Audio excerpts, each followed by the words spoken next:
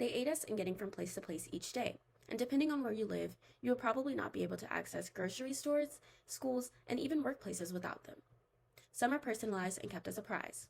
Most of us can't imagine a world without them. Cars. Cars have become an essential part of everyday life.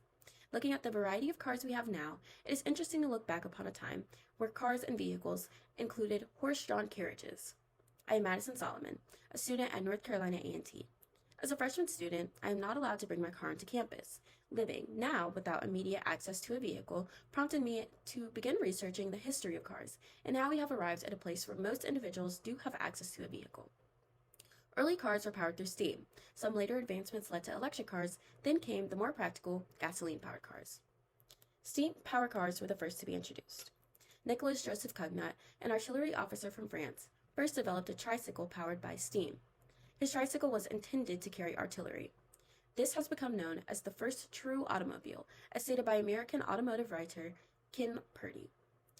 Soon after, other experimenters in Europe and America began exploring the steam engine, reaching their peak in the 1830s. Developers began manufacturing road carriages powered by steam, and steam buses began to run in Paris. These new vehicles were met with opposition because they were loud and slightly dangerous. Legislation limited some travel. Steam engines soon lost popularity. They require more time to start as the water needs time to heat up and evaporate. Water supply and maintaining pressure within the engine were also two factors which hindered the use. Early steam vehicles would have to be refilled about every 20 minutes. More time-efficient engines were preferred. Although we did stop using them for cars, they were used for train engines until the 1960s, based on research by Jeff Nilsson. Surprisingly, electric batteries came long before gasoline-powered engines were added to cars. The battery for electric cars was first made by another Frenchman, Gaston Planté, in 1860, and then actually used in a vehicle in 1881 thanks to advancements by Camille Faure, according to author Ken Purdy. This engine was also placed in a tricycle-like vehicle.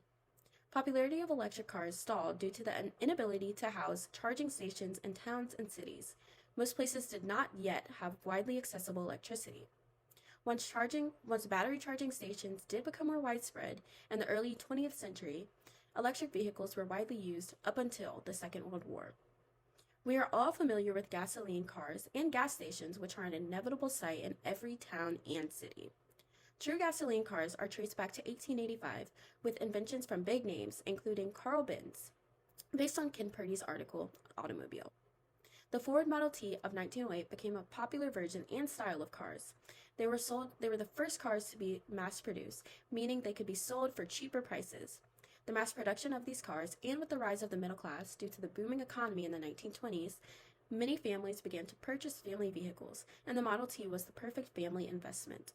More roads and highways were constructed during this time as well, and the American cars soon made their way across the sea to Britain. Gasoline-powered cars are reliable, cheap, and are able to travel longer distances, which resulted in their prevailing popularity. These motorized vehicles are an essential part of life and have shifted with the needs of people over time. Cars have taken over many forms over the centuries, beginning with steam-powered cars, then shifting to electric cars, before eventually gas-powered engines became the most prevalent vehicles. From horse-drawn carriages to auto-driving vehicles, cars have changed greatly, and advancements have changed daily lives forever.